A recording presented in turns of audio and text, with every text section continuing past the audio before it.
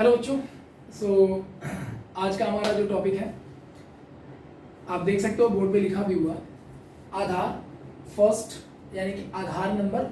देखो नाइन्थ के आप लोग बच्चों, आप लोगों को मैं पहले बता दे रहा हूँ, आज का क्लास पूरे नाइन्थ को है। फाउंडेशन बैचेस को हम लोग कहते हैं जो आगे चल कर हमारे फ्यूचर इंजीनियर, डॉक्टर्स और अदर थिंग्स बनते हैं। सो देखो ऐसा है कि नाइन्थ के बच्चों को नहीं पता होगा, बता दे रहा हूँ कि आपका हर चैप्टर जो होगा ना आधार, प्रयास और लक्ष्य से डिवाइडेड होगा। ठीक है, आधार का मतलब हो गया जहाँ पर हम चैप्टर के सारे कॉन्सेप्ट कवर कर लेंगे। फिर प्रयास में बेटा उनके क्वेश्चंस लगाने की कोशिश करेंगे, जो भी आपके बुक्स होंगे स्कूल से रिलेटेड वो सारे यहाँ पर सॉल्व हो जाएंगे। और उसके बाद बेटा जो हमारा लक्ष्य होगा उसमें क्या होगा ना कि थोड़ा से अच्छे लेवल के क्वेश्चंस, ठीक है, जिसमें एनटीएससी रिसर्च जो होता है यानी NTSC national talent search examination जो हमारी गवर्नमेंट कराती है उसके पॉइंट ऑफ व्यू से जो क्वेश्चंस आते हैं ना उनको लेकर डिस्कशन करना है। ठीक है, तो मतलब कुल मिलाकर पूरा फुल पैकेज आपको यहाँ पर मिलेगा। ठीक, तो ध्यान से सुनिएगा। आधार मतलब हमारा क्या है, जहाँ चैप्टर के कॉन्सेप्ट्स क्लियर होंगे। तो ये आधार फर्स्ट लिखने का मतलब हो गया कि हमारा जो भी चैप्टर होगा, जैसे हमारा चैप्टर क्या बेटा, matter in our surroundings, this is your first chapter in chemistry. ठीक है, so matter in our surrounding is the first chapter in chemistry of science. Now nucleus, your batch name, आप जिस batch को belong करते हो बेटा, मैंने अपने चैनल पे उस बैच को 9th क्लास की बैच को बेटा न्यूक्लियस का नाम दिया हुआ है, यानी 9th और 10th दोनों न्यूक्लियस के बैच से जाने जाते हैं। ठीक है, आधार फर्स्ट का मतलब बेटा पहला लेक्चर। ठीक है, and remember that this is the channel not only for the chemistry, this is also for the maths as well as the physics. Okay, so 9th और 10th स्टैंडर्ड के मैथ्स फिजिक्स भी बेटा इस channel में आपको मिल जाएंगे पूरे proper तरीके से, and as well as chemistry तो आपको मिलना ही है क्योंकि हमारे चैनल का नाम ही है mystery of chemistry. Done. So welcome back बेटा, आप लोगों को इस चैनल पे पहली बार यानी फर्स्ट लेक्चर आप लोगों के साथ में शेयर करने जा रहा हूँ, और इस चैनल को ध्यान से समझिएगा। इस चैनल में जो भी चीज़ें हैं बहुत लॉजिकल और डिटेल एनालिसिस के साथ आपको हर चीज़ मिलेगा। सो बी रेडी फॉर दैट। और आप चाहे 9th से रिलेट करते हो या 10th से रिलेट करते हो, या आपके जो रिलेटिव्स या कोई भी ऐसे लोग हो जो 11th 12th या जेई या नीट की तैयारी कर रहे हो, कॉम्पिटेटिव एग्जाम्स की तैयारी कर रहे हो, ओलंपियाड की तैयारी कर रहे हो, केवीपीओ की तैयारी कर रहे हो, so be ready for that बेटा ऑल्सो। ठीक है, we are going to define each and every chapter. आप अपने हमारे चैनल में जाकर के सर्च कर सकते हो, लगभग आपको हर तरह के वहाँ पर डिटेल एनालिसिस मिल जाएंगे। लेकिन जो बच्चे 9th क्लास के हैं वो केवल 9th की नहीं सर्च करेंगे ना, तो उनके लिए ये चैनल आज हमारा स्टार्ट हो रहा है। ठीक है, जिसमें पहला लेक्चर हमारा है मैटर इन आवर सराउंडिंग को लेकर के। ठीक है, न्यूक्लियस बैच यानी 9th और 10th, प्लीज बहुत ध्यान से समझिएगा। जो 9th और 10th के बच्चे हैं न्यूक्लियस बैच के, याद रखिएगा आपको वीक में हर बार 2 लेक्चर मिलेंगे। ठीक है, हर बार कितने लेक्चर मिलेंगे, 2 लेक्चर मिलेंगे, मतलब 2 लेक्चर केमिस्ट्री के, 2 लेक्चर फिजिक्स के और 2 लेक्चर बेटा मैथ्स के आपको मिल जाएंगे। ठीक है, और ध्यान रखेंगे इनका जो टाइमिंग होगा, मतलब ये जो 9th और 10th के बच्चों के लिए जो होगा वो टाइमिंग आप लोग चाहो तो नोट कर लो। आप लोगों को जो रिलीज करूंगा मैं लेक्चर्स ट्यूसडे को बेटा, ठीक है, थर्सडे को, ट्यूसडे थर्सडे एंड फ्राइडे, ये 3 दिन आपका लेक्चर रिलीज होगा यूट्यूब चैनल पे। तो आप जब भी कभी लगे आपको कि सोशल मीडिया पे ज़्यादा टाइम वेस्ट नहीं करना, तो हमारे चैनल के साथ अगर आप जुड़ते हो, यानी आप इसे अगर सब्सक्राइब कर लेते हो या इसके आप नोटिफिकेशन गेन करना चाहते हो कि भाई सर का चैनल कब कब आ रहा है, सब कब कौन सा टॉपिक आ रहा है, सो प्लीज़ हमारे क्लब के मेंबर बनिए और हमारे क्लब के यानी हमारे मिस्ट्री ऑफ केमिस्ट्री क्लब को बढ़ाने का काम करिए। एक बार आप जुड़ जाएंगे तो डेफिनेटली आप जब तक 12th या जेई की तैयारी करना नहीं छोड़ देंगे तब तक इस चैनल से आप हटेंगे नहीं। ठीक है, क्योंकि हर एक चीज़ बहुत डिटेल एनालिसिस और बेसिक लेवल के साथ यहाँ से स्टार्ट की जाती है। ठीक है, अब आप चाहे 9th क्लास से रिलेट करो, चाहे 12th क्लास से रिलेट करो, चाहे कहीं से भी रिलेट करो, या everything is in a basic format. ठीक है, ओके फाइन। सो ये तो हमारा चैनल का इंट्रोडक्शन था। Myself is Rohit Kumar Singh. Okay, so now let's see. देखिए, सो आधार first lecture of the nucleus यानी कि 9th और 10th बैच, तो today is the 9th, so 9th batch and the chapter name is matter in our surroundings. ठीक है, हमारे चारों तरफ जो मैटर्स हैं वो है कैसे, मैटर है क्या। ठीक है, तो हम हमारे चारों तरफ है क्या सर, हम जानना चाहते हैं। तो देखिए 9th है जहाँ से बेसिक केमिस्ट्री हम स्टार्ट करते हैं। ठीक है, तो ध्यान से सुनिएगा।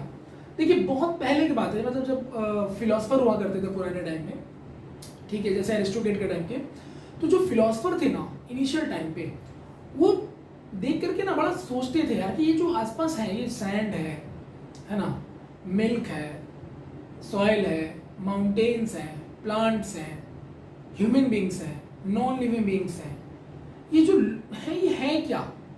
ठीक है, इसको लेके बड़ा कंफ्यूजन था, ये है क्या। सो कई बड़े बड़े फिलोसफर्स ने ये बताया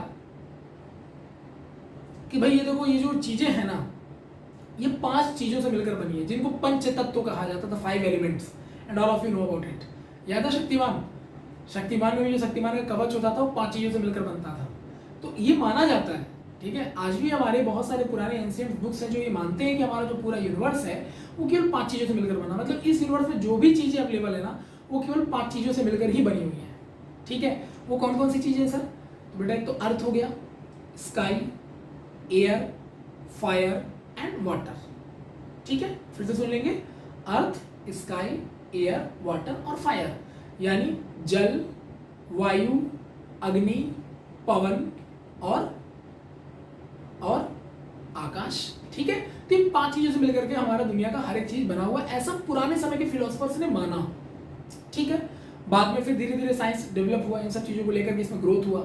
तो जब ग्रोथ हुआ तो बेसिकली जितनी भी चीजें थी ना, इनको ना एक नाम दिया गया मैटर। दिस इज, क्या नाम दिया गया बेटा? मैटर। मैटर मतलब होता है बेटा हिंदी में पदार्थ। ऑब्वियसली एक पदार्थ है ना, ये सब क्या है? एक पदार्थ है, एक वस्तु है, ठीक है।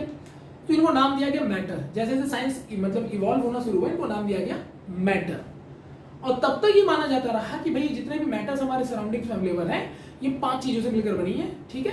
Earth, sky, water, fire and air.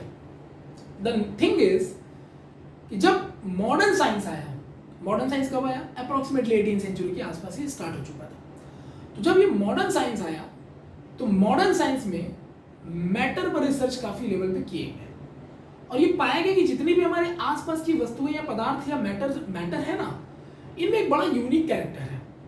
और वो कैरेक्टर ये है कि इनका एक मास होता है और ये कहीं ना कहीं जाते हैं ना तो एक पर्टिकुलर एक स्पेस कवर कर लेते हैं। आप अपने आसपास कितने भी मैटर को देख लो, आप ये पाओगे ऐसा है।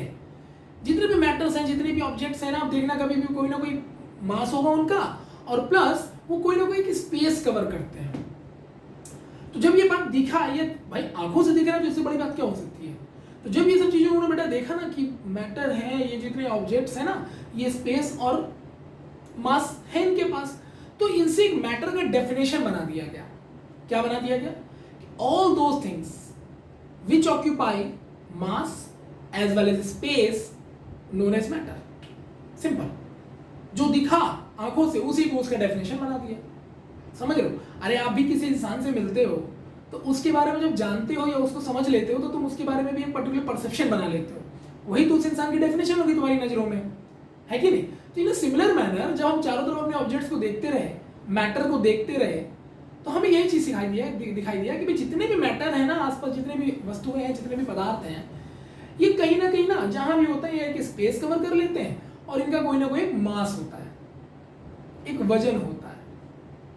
तो इसी से डेफिनेशन बन गई कि all those things which occupy space and mass contain mass known as matter. आप चाहो तो इसको अपनी कॉपी पे लिख भी सकते हो, है ना, कि all those things which occupy mass and contains which occupy space and contain mass known as matter। तो बेटा मैटर का जो डेफिनेशन आया वो ये आया कि मैटर क्या भाई? तो मैटर है all those things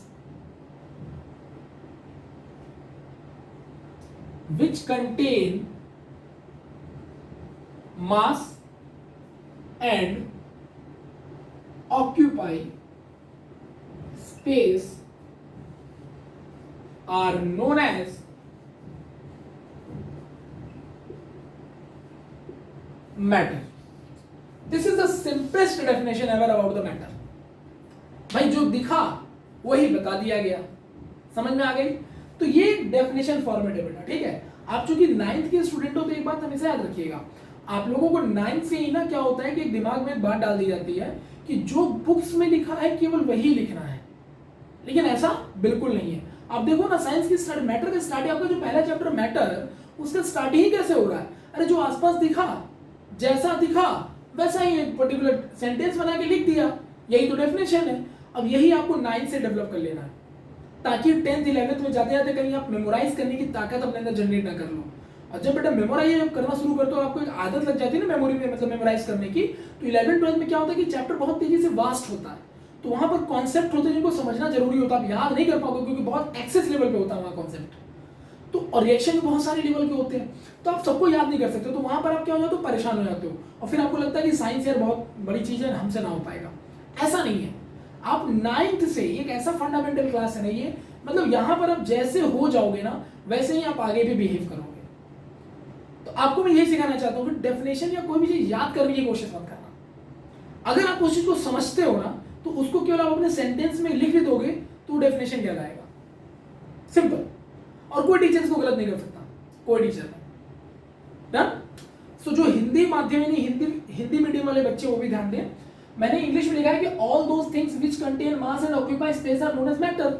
हिंदी में इसी को बोलेंगे कि दुनिया की हर वो चीज जो मास यानी द्रव्यमान रखती है और स्पेस कवर करती है, कोई ना कोई एक आकार ग्रहण करती है, इसी को कहते हैं पदार्थ। ठीक है। So all those things which contain mass and occupy space are known as matter. तो सर हमारे चैप्टर का नाम था मैटर इन आवर सराउंडिंग्स। तो पहली चीज तो सर कि मैटर होता क्या है वो कंफर्म करो, और वो बेटा मैंने कंफर्म कर दिया कि मैटर होता क्या है। डन। मैटर कंफर्म हो गया। Now the question is that कि सर मैटर तो मुझे समझ में आ गया कि पहले बोला गया कि ये जो मैटर होते हैं 5 चीजों से मिलकर बनते हैं, एयर, वाटर, फायर, स्काई और अर्थ, इनसे मिलकर बनते हैं। लेकिन बेसिकली अब समझ में आया कि भैया ये जो होते हैं एक्चुअली में ये एक ऐसी चीजें हैं जो हमारे नेचर में हर तरफ बिखरा हुआ है, अवेलेबल है, और ये एक स्पेस और एक मास कंटेन करता है। ठीक है। तो क्या सर ये कॉन्सेप्ट गलत हो गया क्या कि जो पदार्थ या मैटर होते हैं वो 5 चीजों से मिलकर बनते हैं? नहीं, अभी भी इस पर कोई लॉजिक नहीं है, कोई कॉन्सेप्ट नहीं। लेकिन हाँ, इट इज जस्टिफाइड, यस ये इन्हीं से मिलकर बने हैं। क्यों बता रहा हूं आपको मैं। आग यानी फायर, स्काई यानी आसमान, वाटर यानी जल, एयर यानी हवा, ठीक है, और अर्थ यानी मिट्टी, आप समझ लो, इनसे मिलकर ये सब चीजें बनी हुई हैं। ठीक है। तो ये जो चीजें इनसे मिलकर बनी हुई है ये बात अभी भी एग्जिस्टेबल है, क्योंकि भाई हमने तो इनको नहीं ना बनाया यार। हम तो जब दुनिया में है तो हमको क्या दिखा, अच्छा ये नदी बह रही है, ये ऊपर आकाश है, ठीक है, हवा भी चल रही है, ठीक है, मिट्टी भी है, आग भी है, तो यार यही सब तो है जो हमारे आसपास है, और बेसिकली हर तरह के मैटर में ये कैरेक्टर पाया जाता है। तो ये कॉन्सेप्ट कहीं भी कोई झुटला नहीं पाया। सो this is the simple thing कि दुनिया का कोई भी मैटर इन 5 तत्वों से मिलकर बना है। This is fact. ठीक है। यहां तक तो कोई दिक्कत नहीं किसी को। नाउ द क्वेश्चन इज कि sir everything is clear till now. The question is कि सर मैटर तो क्लियर हो गया, लेकिन आपने लिखा है मैटर इन आवर सराउंडिंग्स। तो सराउंडिंग में सर मैटर होते कितनी तरह के, तो उसके पहले मैं आपसे कुछ चीजें डिस्कस करना चाहता हूं। देखो मैटर तो क्लियर हो गया कि भाई जो occupy space and contain mass is called matter. बाद में ये हुआ कि भैया इन मैटर को क्लासिफाई कैसे किया जाए। अगर मैटर पता चल गया तो हम अपने आसपास देखेंगे पूरे यूनिवर्स में और मैटर को क्लासिफाई करने की कोशिश करेंगे। तो जब मैटर को क्लासिफाई करने की कोशिश की गई तो पाया गया कि दुनिया में जितनी भी चीजें हैं वो 3 तरह की हैं, और ऐसा आपने भी ऑब्जर्व किया होगा। दुनिया में जितनी भी चीजें हैं वो 3 तरह की हैं। ठीक है। वो कौन सी चीजें हैं बताओ। तो वो 3 चीजें हैं हमारे पास। या तो कोई पदार्थ या मैटर जो होता बहुत ही सॉलिड होता है, जैसे हमारे हाथ पे मार्कर है सर, तो ये जो मार्कर है सॉलिड है। ठीक है ना, देख सकते हो आप इसको पकड़ के, ये सॉलिड है। सॉलिड मतलब टफ, रिजिड। ठीक है। दूसरा पानी, हम जो पी रहे हैं लिक्विड में फॉर्म में कुछ भी ले रहे हैं, कुछ भी ले रहे हैं, वो क्या है, लिक्विड है, बहती हुई चीज। और तीसरी चीज गैस, वो हम फील करते ही हैं, है ना। हमारे आसपास चारों तरफ गैस ही, तो हम जो ऑक्सीजन ब्रीथ कर रहे हैं बेटा वो क्या गैस ही तो है, मतलब जिसके दम पर हम जिंदा वो गैस है। तो सर यानी कि हम इन 3 चीज के अलावा चौथी चीज हम देख ही नहीं पाते। तो हम अपने आसपास तो पूरी नजर दौड़ा लो बेटा, पूरा एक्सपेरिमेंट कर लो, ठीक है ना, आप पाओगे कि 3 के अलावा चौथी चीज नहीं है हमारे पास। तो इस तरह से ऑब्जर्वेशन के पॉइंट ऑफ व्यू से ये पता चला कि मैटर के 3 पार्ट हो सकते हैं।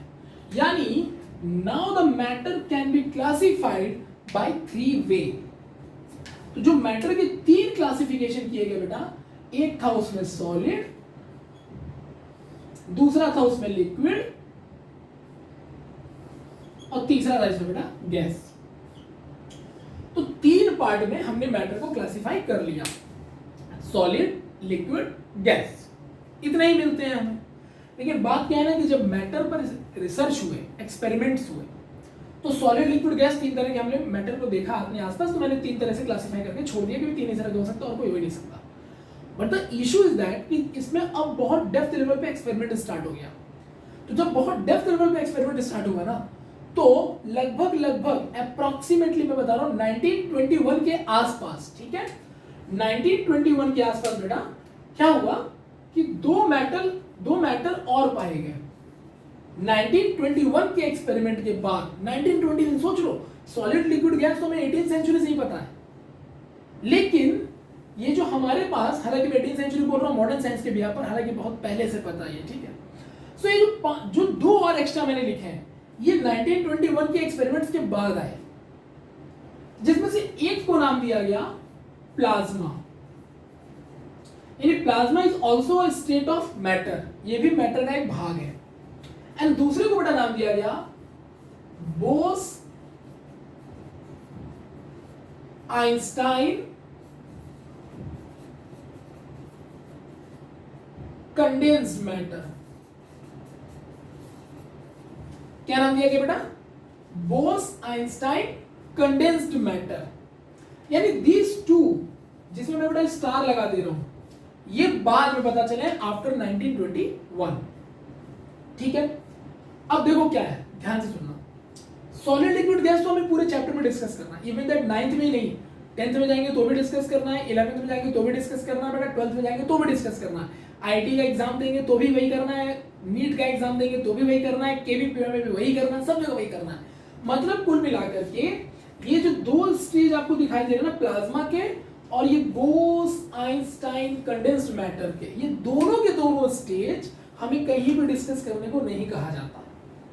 And what is the reason behind it sir? Because solid liquid and gas ये हमारे आसपास अवेलेबल है, और साइंस का मतलब होता है जो हमारी चीजें आसपास अवेलेबल है उनको लेकर के स्टडी करना, क्योंकि हम अपने नेचर को समझना चाहते हैं, यही तो साइंस है। जो उसके अनडिस्कवर फैक्ट्स हैं उनको समझना साइंस है। लेकिन ये जो प्लाज्मा और बोस आइंस्टाइन, आप बोलोगे सर ये भी तो मतलब ये अनडिस्कवर फैक्ट था जो हमारे पास है, तो इसको क्यों नहीं पढ़ाते? इसको इसलिए नहीं पढ़ाते क्योंकि हमारे नेचर में अवेलेबल नहीं है। What is the reason sir? क्या मतलब हुआ इसका? तो आइए आपको थोड़ा प्लाज्मा और बोस आइंस्टाइन के बारे में बता देते हैं, और आप लोग अपनी कॉपी और पेन को संभाल के रखिएगा, क्योंकि बोस आइंस्टाइन या फिर ये तुम्हारा प्लाज्मा ये हमारे नेचर में तो है नहीं, तो ये कहाँ होंगे, कैसे बने होंगे, ये बातें होती हैं। तो अपने कॉपी पेन को साथ में ले लीजिएगा, क्योंकि जो छोटी छोटी इंपॉर्टेंट बातें होंगी आप नोट कर लेंगे तो आपका जनरल नॉलेज भी अच्छा होगा, ठीक है। सबसे पहले बात करते हैं बेटा प्लाज्मा की। प्लाज्मा क्या है? Plasma is the fourth state of matter बताया जाता है। अब ये है क्या, और ये सर हमारे आसपास क्यों नहीं है? देखो प्लाज्मा ना एक तरीके से समझ लो आप ऐसा है कि फ्लो करता हुआ एक लाइट है, या फ्लो करता हुआ एक गैस है, ठीक है, जो कि काफी कंडेंस फॉर्म में होता है। कंडेंस मतलब गाढ़े फॉर्म में होता है, विस्कस फॉर्म में होता है। एक एग्जांपल लेता हूं मैं प्लाज्मा को रिलेट करता हुआ। आप अपने घर में CFL लगाते हो, पक्का लगाते हो, ठीक है। तो जो CFL आप लगाते हो ना, या कोई भी LED बल्ब लगाते हो, CFL लगाते हो, तो आप ये चीज गौर करो कभी कि आप उसको एक इलेक्ट्रिक बोर्ड से जोड़ते हो और उसमें इलेक्ट्रिसिटी फ्लो कराते हो, है ना, और फिर वो जलने लग जाता है। और कभी भी गौर करना, उस ट्यूब को तोड़ के देखोगे ना, तो अंदर से केवल गैस जनरेट होगा, केवल गैस निकलेगा कुछ हल्का सा। तो होता है क्या प्लाज्मा स्टेट सर? तो प्लाज्मा में ये होता है कि किसी भी पर्टिकुलर पूरी तरह से पैक्ड ट्यूब में, ग्लास का ट्यूब ले सकते हो आप, ठीक है, नॉन रेडिएटिंग ग्लास का ट्यूब ले सकते हो आप, इन ट्यूब में इन गैसों को भर दिया जाता है, जैसे हीलियम गैस को भर दिया गया, ठीक है, गैस को भर दिया, या और भी बहुत सारे गैस के मिक्सचर को डाल दिया गया। अब इन गैस या गैसों के मिक्सचर को उसमें डालने के बाद उनमें क्या करते हैं, इलेक्ट्रिसिटी पास कराते हैं। और जब हम इलेक्ट्रिसिटी पास कराते हैं ना, तो वो इलेक्ट्रिसिटी क्या करता है, उन गैस के एटम्स को आयंस में ब्रेक कर देता है। यू नो दैट कि एटम्स में इलेक्ट्रॉन प्रोटॉन होते हैं, तो एटम्स को आयंस में ब्रेक कर देता है, ठीक। अब सपोज एटम्स आपस में बॉन्डेड थे उन गैसों के, जब उनको तोड़ दिया तो एक पॉजिटिव और एक नेगेटिव आयंस में टूट गए। तो जब आप इलेक्ट्रिसिटी पास कराते हो इन मिक्सचर ऑफ गैस या नॉर्मल गैस से उस पर्टिकुलर पैक्ड ट्यूब से, ग्लास ट्यूब से, तो इलेक्ट्रिसिटी पास होने के बाद वो गैस आयंस में टूट जाते हैं।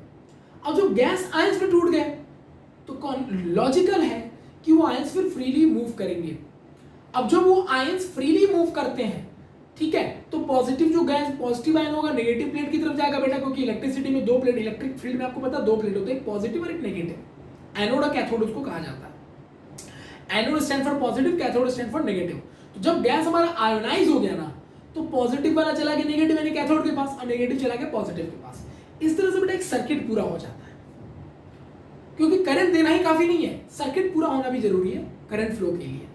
तो एक सर्किट पूरा हो गया बेटा आयनाइजेशन होने के बाद। तो गैस जो होते हैं जब आयंस टूटते हैं तो वो गैस आयंस के फॉर्म में मूव कर रहे होते हैं, और उस जो गैस उस आयंस के फॉर्म में मूव करते हैं ना, उसकी वजह से सर्किट पूरा हुआ।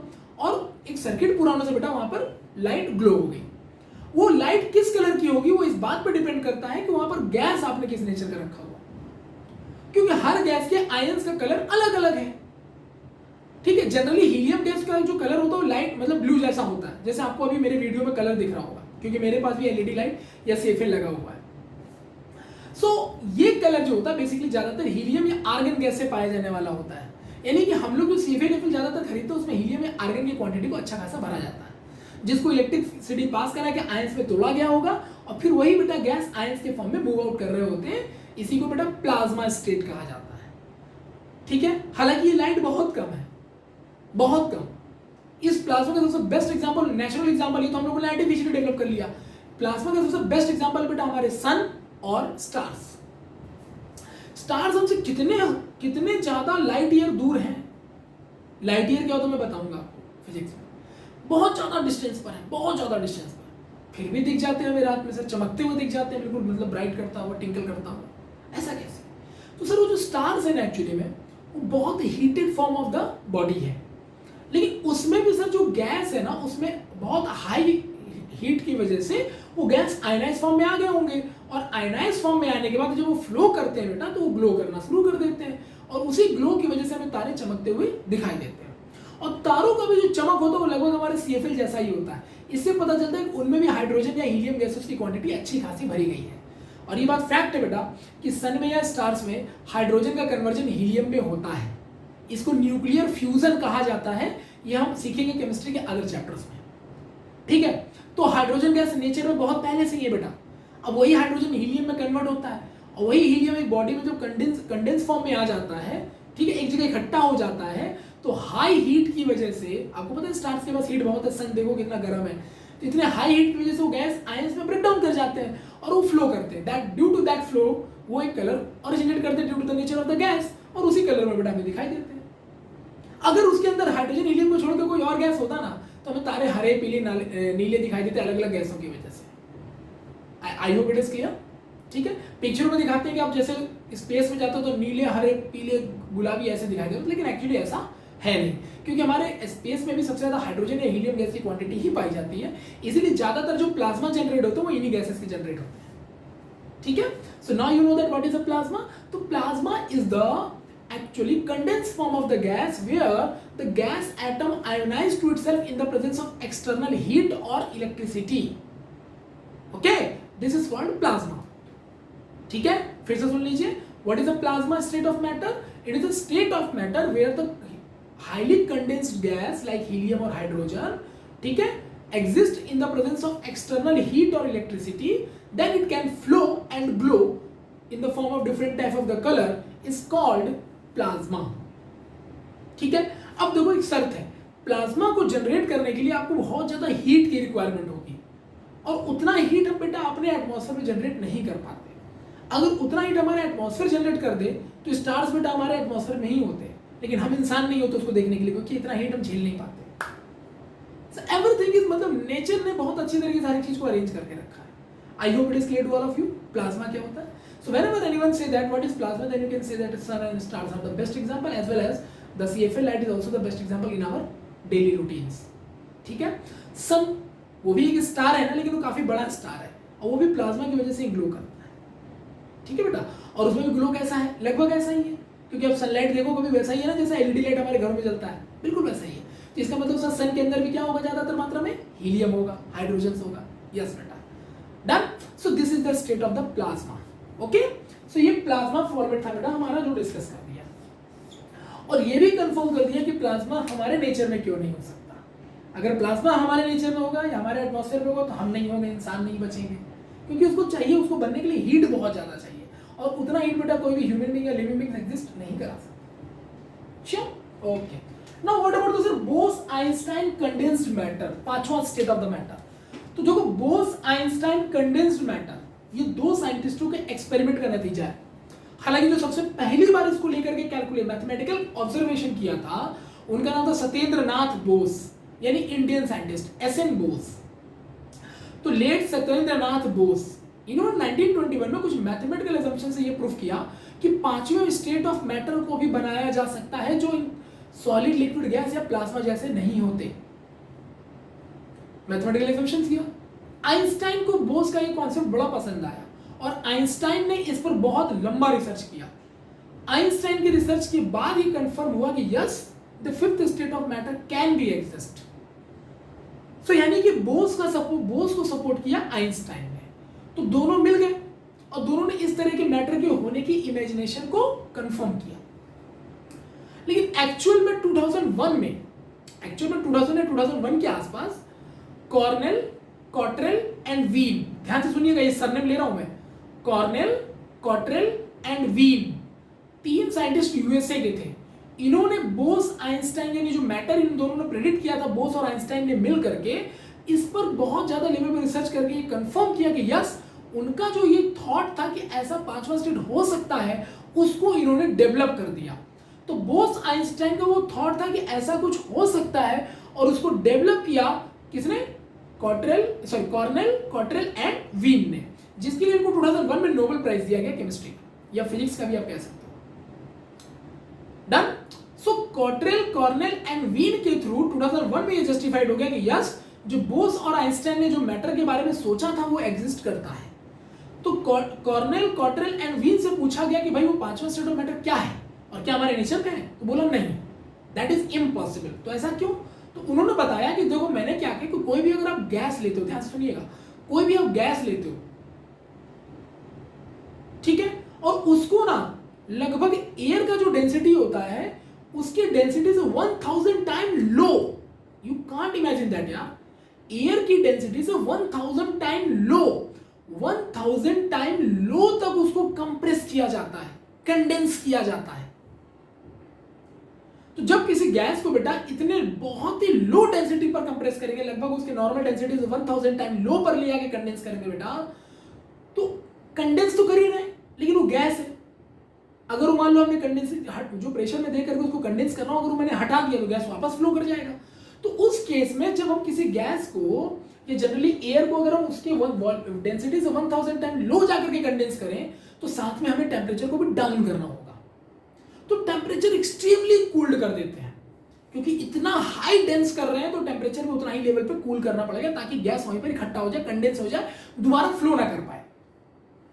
तो किसी भी नॉर्मल गैस या फिर एयर जैसी चीज को अगर हम उसकी नॉर्मल डेंसिटी से 1000 से लेकर 100 टाइम तक कंडेंस कर देते हैं एट एक्सट्रीमली कूल्ड टेम्परेचर, उस केस में जब गैस कंडेंस हो जाता है तो वो एक पर्टिकुलर मैटर को डिफाइन करता है and that matter is known as Bose Einstein condensed matter. Condensed क्यों बोला समझ में आ गया होगा, क्योंकि उसको हमने उसके डेंसिटी का 1000 टाइम तक कंडेंस कर रखा है एट एक्सट्रीमली कूल टेम्परेचर पे। उस केस में जब वो बनता है ना बेटा तो बड़ा धुआं जैसा दिखता है और बड़ा अजीब मतलब डेंस फॉर्म में दिखता है, वो बहुत गाढ़ा जैसा दिखता है, ठीक है। इसी को बेटा कहा जाता है बोस आइंस्टाइन कंडेंस्ड मैटर। अब सोचो बोस आइंस्टाइन कंडेंस्ड मैटर हमारे नेचर में नहीं हो सकता, क्योंकि इसको 1000 लो डेंसिटी पे कंडेंस कराना मतलब भैया हमारा जो एटमॉस्फेयर इस डेंसिटी में तो डिस्ट्रॉय हो जाएगा, टूट के बिखर जाएगा। एक इंसान पर इतना ज्यादा प्रेशर मार दे कि वो अपने डेंसिटी का 1/10 भी हो जाए तो फट जाए वो। यहाँ तो बहुत हाई प्रेशर की बात हो रही, तो बहुत ही हाई प्रेशर पर उसको डेंसिटी को कंप्रेस कर किया 1000 टाइम लो पर और एक्सट्रीमली कूल टेम्परेचर, मतलब आप समझ लो कि 1000 केल्विन डाउन, 1000 डिग्री सेंटीग्रेड या 1200 डिग्री सेंटीग्रेड डाउन, इतना लो टेम्परेचर पे तो ह्यूमन बीइंग एग्जिस्ट नहीं कर सकता। तो उतने मिनिमम टेम्परेचर पे, एक्सट्रीमली कूल टेम्परेचर पे जब गैस को आप इतना लेवल में कंडेंस करोगे तो जो मैटर होगा बेटा वो बहुत ही ड्रास्टिक कंडीशन में पाया जाएगा, नेचुरल कंडीशन में नहीं हो सकता जहां इंसान रहते हैं। सो दिस इज कॉल्ड बेटा Bose Einstein condensed matter. Done बेटा, everything is clear. So Bose Einstein condensed matter किसका थॉट था? सत्येंद्र नाथ बोस का मैथमेटिकल असम्पशंस और आइंस्टाइन का रिसर्च, जिसको जस्टिफाई किसने किया बेटा? कॉर्नेल, कॉट्रेल और वीन ने 2001 में, जिसके लिए उनको नोबेल प्राइज मिला। अब ये नेचर में क्यों नहीं आपको पता चल गया, प्लाज्मा नेचर में क्यों नहीं आपको पता चल गया। तीन चीजें ऐसी हैं जो हमारे नेचर में है और जिनसे हम घिरे हुए हैं, वो है सॉलिड फॉर्म, लिक्विड फॉर्म और गैस फॉर्म। अब इन पर ही हमें अगला डिस्कशन करना है। सो फिलहाल ये मुझे बताओ मैटर क्या होता है, समझ में आ गया? फिलोसफर के कॉन्सेप्ट से चले तो फिलोसफर ने बोला कि कोई भी मैटर 5 चीजों से मिलकर बना होता है, अर्थ, एयर, स्काई, वाटर, फायर। ये बातें फैक्ट है एक्चुअली में। तो मैटर की डेफिनेशन आई कैसे? जब धीरे धीरे मैटर पे रिसर्च हुए तो पता चला कि दुनिया में जो भी मैटर है वो कोई ना कोई स्पेस कवर करता है और मास कंटेन करता है, तो यही उसकी डेफिनेशन बना दी गई। क्वेश्चन ये होता है कि इसके कितने टाइप्स होते हैं, तो different type of the research modern science के थ्रू ये बताया गया कि 3 टाइप के मैटर हमारे आसपास ज्यादातर देखे गए हैं, या तो सॉलिड फॉर्म में यानी रिजिड फॉर्म में, या तो लिक्विड यानी फ्लो फॉर्म में फ्लो करता हुआ, या तो गैस यानी उड़ता हुआ, और तीसरे के अलावा कुछ नहीं। बाद में 1921 की रिसर्च के बाद ये पता चलता है कि we have another 2 type of the matter, one is a plasma and another one is a Bose Einstein condensed matter. And what about the plasma and what about the Bose Einstein condensed matter, ये मैंने आपके साथ पूरी तरह से शेयर किया हुआ है। Done. So this is all about the introduction of the chapter for the 9th class. और इसमें जितनी भी चीजें मैंने आपके साथ शेयर की हैं वो आपके बहुत काम की चीज है। और याद रखिए इस पर्टिकुलर चैनल के लेक्चर को देखने के बाद आपको बुक को उठाने की जरूरत नहीं पड़ेगी कि आप बुक को अंडरलाइन कर रहे हो बैठ के, आप सीधे बुक की एक्सरसाइज जाके क्वेश्चंस लगा सकते हो। ये मैं आपको इतना प्रिपेयर करूंगा इस चैनल के माध्यम से, ठीक है? सो ट्रस्ट ऑन गाइस, हमारे ऊपर, इस चैनल के ऊपर ट्रस्ट रखिएगा। Definitely we can do like that कि आपको कभी बुक उठाने की रिक्वायरमेंट ना पड़े। So I hope it is clear till now. Okay, now let's see, हमारे पास अब टारगेट आ गया कि चैप्टर पढ़ना क्या है। तो हमें क्लियर हो गया कि ये दो तो अभी एग्जिस्ट नहीं करते, इनको पढ़ने का कोई लॉजिक है भी नहीं। तो बच्चा कौन? सॉलिड, लिक्विड और गैस। तो हम इनकी बात करते हैं। सो देखो, सॉलिड, लिक्विड और गैस को अगर हम अलग अलग क्लासिफाई करें तो सॉलिड, लिक्विड, गैस है क्या?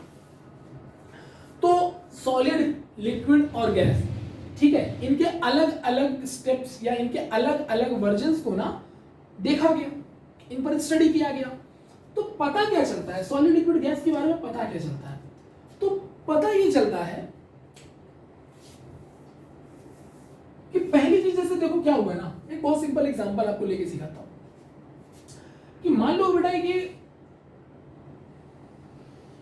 ठीक है, एक बीकर जैसा कुछ ले लिया मैंने, ठीक है। अब मान लो मैंने इसमें ना ये वाटर भर रखा है। क्या भर रखा है बेटा? वाटर भर रखा है।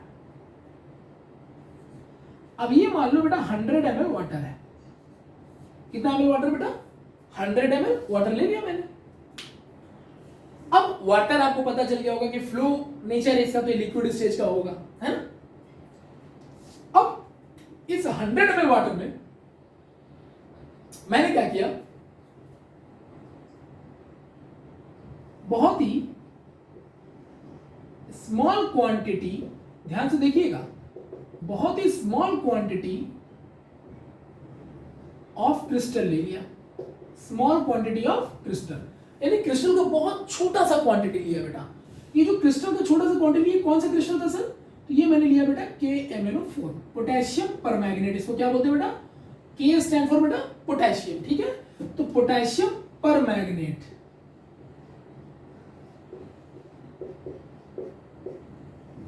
ये लिया गया पोटेशियम परमैंगनेट। इसको ना हम लोग बहुत अपनी शुद्ध भाषा में बोलते हैं लाल दवा। अब इसको इंग्लिश में मत बोलते ना रेड मेडिसिन, गलत हो जाएगा। ये लाल दवा के नाम से ये फेमस है, ठीक है। KMnO4 potassium permanganate. इसका जो कलर होता है, लाल दवा इसको इसलिए बोले थे, समझ में आ गया होगा। हालांकि इसका जो कलर होता है थोड़ा सा पिंक जैसा होता है, लेकिन लाइट पिंक होता है, ठीक है। तो लाइट पिंक होता है ना, तो कहीं ना कहीं रेडिश नेचर का होता है, इसलिए इसको लाल दवा के नाम से जाना जाता है। या प्रैक्टिकल लाइफ में कहां देखोगे बेटा? या तो अपने स्कूल के लैब में देख लोगे, और नहीं वहां देख पाए तो आप किसी डॉक्टर के पास जाते हो। आपको मान लो आपको चोट लग गई, तो डॉक्टर पटक कॉटन को लेकर के जिस लिक्विड के साथ आपके घाव को पहले क्या करता है, धुलता है ना, ताकि उसके ऊपर जो डस्ट पार्टिकल जो चीजें हैं इधर उधर की चीजें निकल जाए। वो जो रेड कलर का लिक्विड होता है बेटा, जिसको आपके घाव को धुलता है, वाउंड्स को धुलता है, उसी को बेटा लाल दवा या रेड पोटेशियम परमैंगनेट कहा जाता है। डन। तो आप बहुत प्रैक्टिकल लाइफ इसके साथ देख सकते हो। आज के बाद कहीं भी जाओगे ये जरूर ऑब्जर्व करना, ठीक है ना। ये हो गया। क्वेश्चन आपके दिमाग में एक और आएगा, सर ये क्रिस्टल क्या होता है? बेटा crystal is also the state of the solid form. Crystal मतलब होता है सॉलिड। तो जब सॉलिड स्टेट डिस्कस करेंगे ना तो वहां पर इसके बारे में भी आपको बताएंगे जरूर, टेंशन नहीं लेने का, ठीक है। मतलब जो आपकी किताबों में बेसिक लेवल पे नहीं होगा वो सब यहाँ पर आप देखोगे, बस थोड़ा सा मुझे टाइम देते चलो, क्योंकि हमने बताया ना कि आपके जो पूरे चैप्टर्स होंगे उसके 2 लेक्चर में 2 पार्ट में लेक्चर रिलीज करूंगा। आप ऐसे समझो कि आपके बेटा मूवी यानी वेब सीरीज के जो मान लो वेब सीरीज आप देखते ही होंगे, तो वेब सीरीज में मूवी है, तो मूवी का नाम है बेटा मैटर इन आवर सराउंडिंग्स, ये मूवी का नाम है। और हर मूवी के 2 या 3 एपिसोड रिलीज करूंगा मैं, और वो हर एपिसोड को आप आराम से इंटरकनेक्ट करके देखिएगा। और एक बार में मैं पूरा चैप्टर इसलिए नहीं पढ़ा रहा हूँ क्योंकि बेटा आप भी बोर हो जाओगे कि यार एक ही बार में इतना लंबा चैप्टर समझ में नहीं आया। तो जब आपको एपिसोड बाय एपिसोड में तोड़ के चैप्टर पढ़ाऊंगा ना तो आपको भी बड़ा मजा आएगा कि यार इस चैप्टर में इतना सीखा है, अब इसके बाद क्या।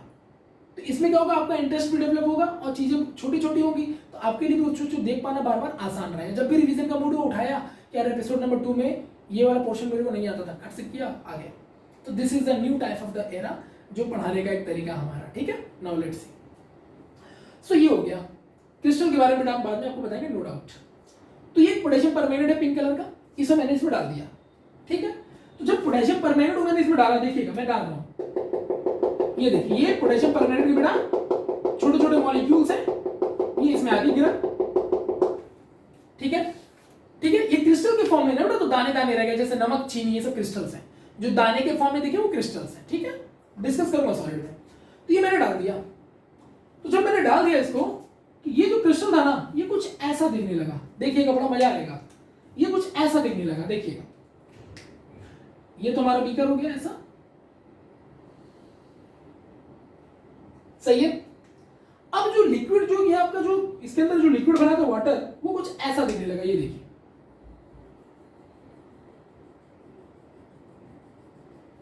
हल्के से रेड कलर में आ गया।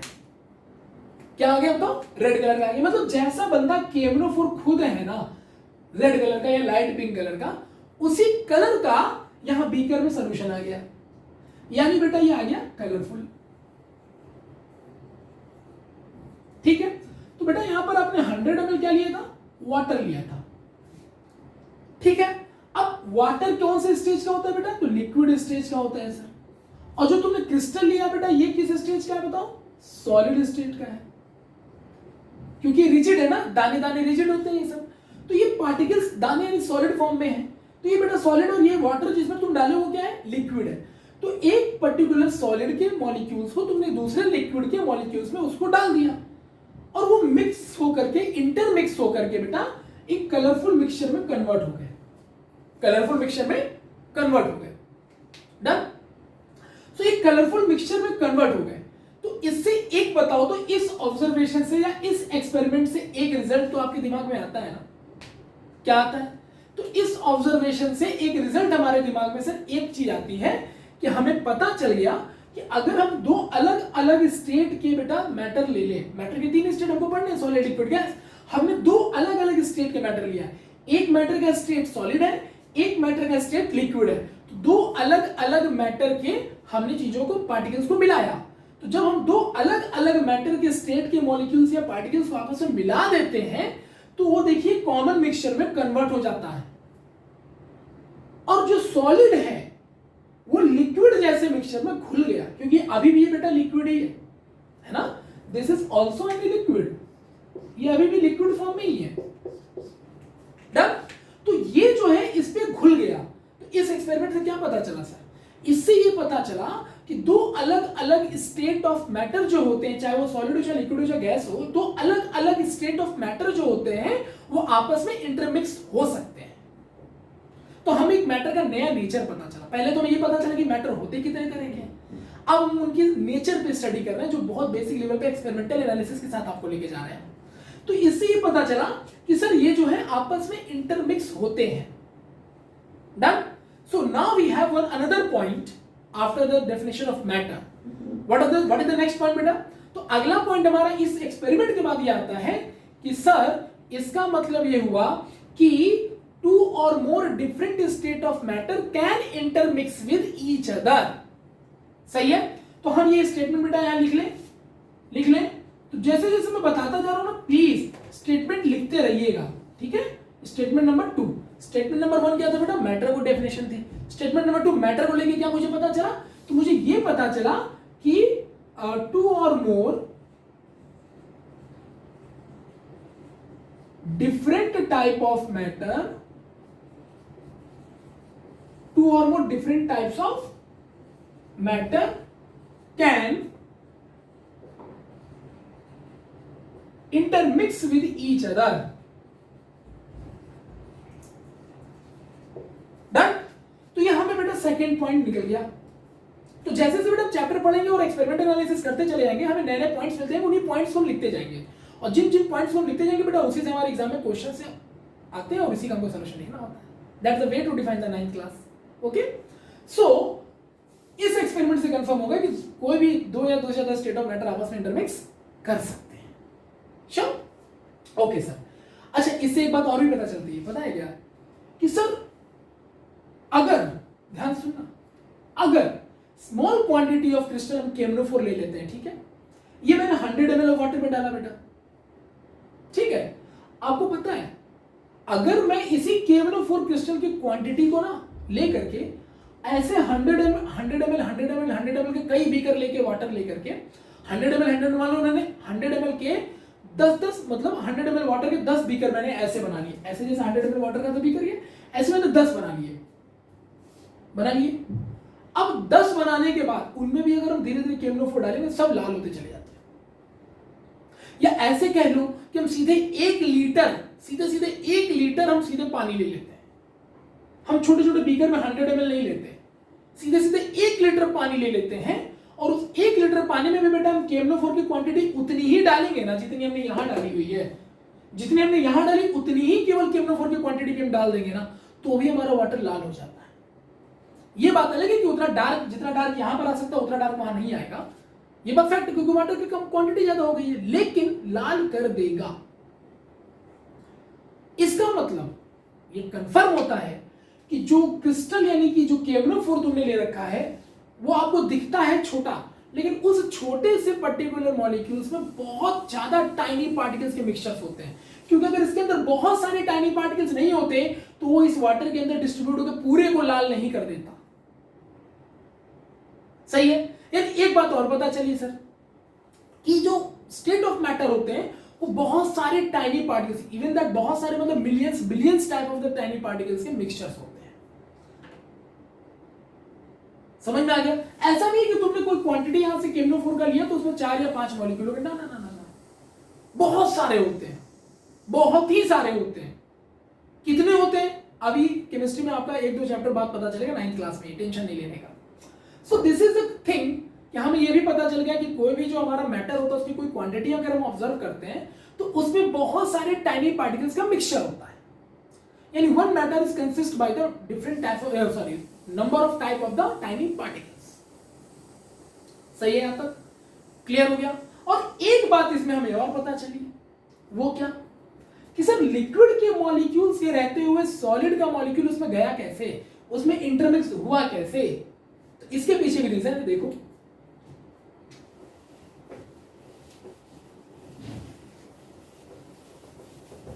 देखो इसके पीछे भी रीजन है कि सर इसका ये मतलब हुआ कि जैसे तुमने लिक्विड वाटर लिया था, ठीक है, जैसे मान लो हम यहां बना के दिखा रहे हैं आपको, मान लो एक कंटेनर है हमारे पास, अब तुमने बेटा वाटर लिया है ना, वाटर लिक्विड है, तो इसका मतलब सर ये जो लिक्विड का वाटर मॉलिक्यूल ऐसे होगा, ये देखिएगा, बहुत ध्यान से समझिएगा, ये सब डिटेल में भी हम डिस्कस भी करेंगे। ये वाटर के मॉलिक्यूल्स होंगे ऐसे होंगे तभी। अब सर आप जो है ये वाटर है, ठीक है, अब आप इसमें डाल रहे हो KMnO4 पोटेशियम परमैंगनेट यानी लाल दवा डाल दिया आपने, तो ये तो सर सॉलिड होता है, तो इसमें इंटरमिक्स हुआ कैसे सर? तो इसका मतलब सर इसके जो मॉलिक्यूल्स होंगे KMnO4 के वो ऐसे बेटा बीच में इंसर्ट हो गए, वो ये देखो इस तरह से दिख रहा है आप सभी को?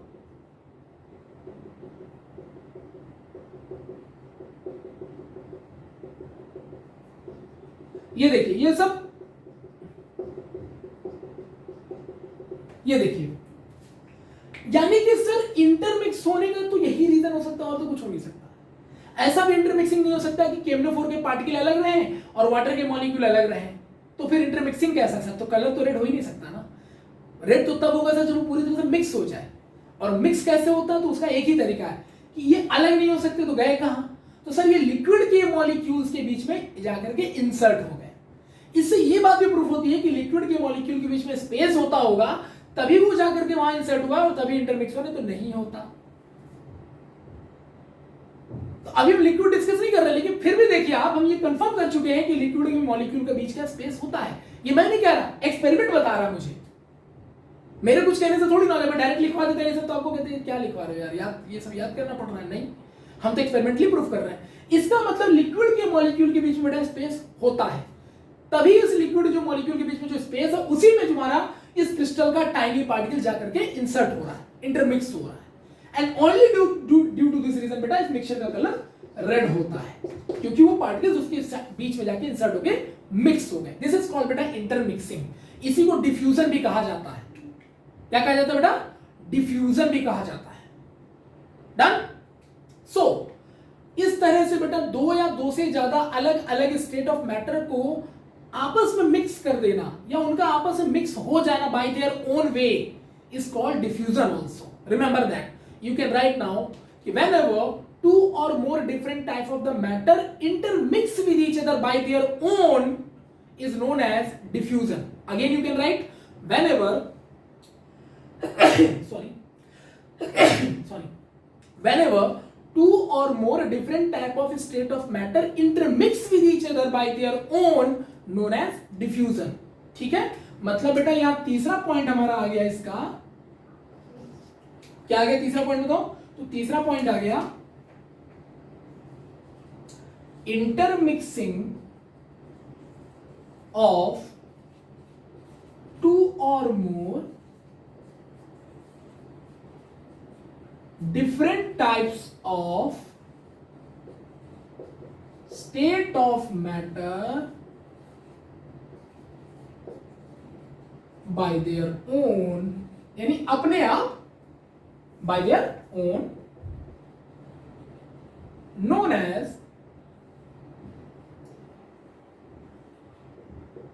diffusion.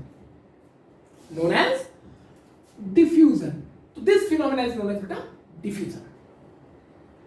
तो अभी जो हमने आज का लेक्चर कवर किया इसमें चैप्टर का इंट्रो मैंने आपको बहुत डिटेल में दिया, प्लस हमें ये पता चला कि मैटर क्या होता है, प्लस मैटर के कितने स्टेट होते हैं, प्लस मैटर का कौन से स्टेट हमें पढ़ने हैं कौन से नहीं पढ़ने हैं, प्लस मैटर को कैसे आइडेंटिफाई करते हैं, प्लस मैटर क्या दो different type of the matter mix हो सकते हैं, ये भी पढ़ लिया। और जब दो different type of the matter mix होते हैं बेटा तो उनको डिफ्यूजन कहा जाता है।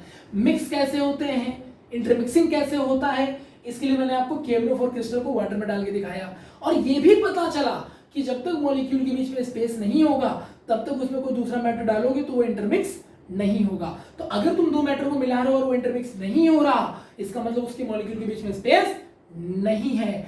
लेकिन सारे के सारे मैटर इंटरमिक्स होते हैं। इससे पता चलता है कि हर मैटर, चाहे सॉलिड हो, चाहे लिक्विड हो, चाहे गैस हो, उनके मॉलिक्यूल्स के बीच में स्पेस पाया जाता है। So this is all about बेटा our today's lecture।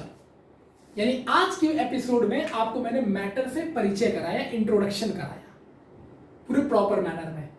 अगला यानी कि सेकंड एपिसोड आएगा इस चैप्टर का, मैटर इन आवर सराउंडिंग का second chapter. In second episode में आपको पता चलेगा कि मैटर जो सॉलिड लिक्विड गैस होते हैं इनके कैरेक्टर्स क्या क्या होते हैं, इनके अंदर कौन कौन सी फिनोमेनास होती है जो हम अपने आसपास देखा करते हैं, like evaporation, vaporisation, melting point, boiling point, latent heat, है ना। इनका डेली लाइफ में यूज क्या है, ये सब डिस्कस करेंगे, जो हमारा अगला लेक्चर होगा बेटा एपिसोड नंबर 2। तब तक बच्चों इस पूरे एपिसोड को पहले बहुत अच्छे से एंजॉय करिए, मजा आ गया होगा, क्योंकि इसमें हम लोगों ने अब क्या किया कि हमारे इस वेब सीरीज के जो सुपर हीरो हैं सॉलिड लिक्विड गैस, उनके बारे में आपको डिस्कशन कराया। और जो हिडन एनिमी थे दो, प्लाज्मा और बोस आइंस्टाइन कंडेंस मैटर, उनको मैंने अपने पिक्चर से हटा दिया। क्यों? क्योंकि बहुत बड़े लोग हैं, वो इन पिक्चर में एग्जिस्ट नहीं कर सकते, क्योंकि हमारे नेचर में एग्जिस्ट नहीं करते।